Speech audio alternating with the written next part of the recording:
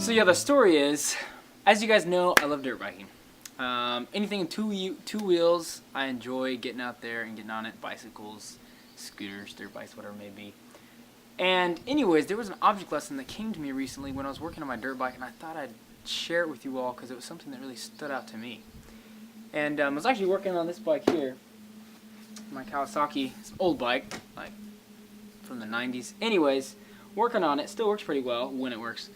And we were trying to get it going, and you know, for an engine to run, you need fuel, you need compression, you need air, and you need a spark. So those are the four components, you know. And so we seemed like we were getting fuel, we thought we had compression, seemed like we had air. We weren't sure about spark, but we cleaned out the carburetor, so on and so forth. Anyways, but we had a little thought in our mind, I wonder if it could be the spark plug. Could the spark plug be bad? But we're like, whatever. So we just keep kicking, and it's actually a kickstart. You can't really see from that side, but on the other side, it's a kickstart. And so to start it, you have to kick it and kick it, kick it. And so we just kept kicking in, and it started for like 10 seconds. But I was like, but it wouldn't stay started.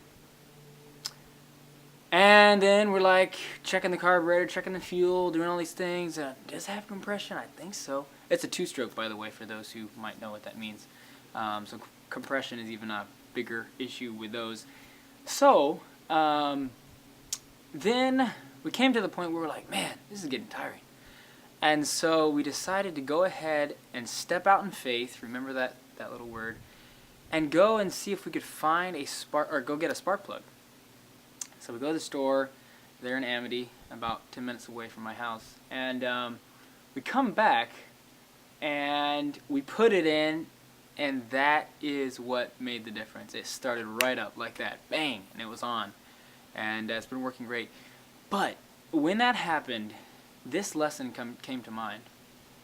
You know, sometime in our spiritual lives, we want to be on fire for the Lord. You know, that's what makes an engine run. It's combustion, it's a fire. And so sometimes we want to be on fire for the Lord. We want to go out and do great things for the Lord. But sometimes it just doesn't seem like it works. We just can't get it to work, you know. We try these forms, we try to do these things, and you know, the manual and the internet and, you know, the Bible, meaning manual, they say these things are supposed to work. But we're like, why is it not working?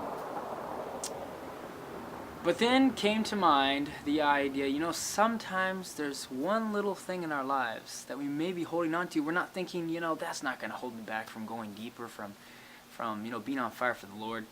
And so we hold off and we just keep trying those things. Keep praying, keep Bible study, all these things. We keep it up. And it just doesn't seem like anything's happening. And we keep trying. And sometimes it works for just a few minutes, maybe, you know, a day or a week or something, but it doesn't work for, you know, a lasting time.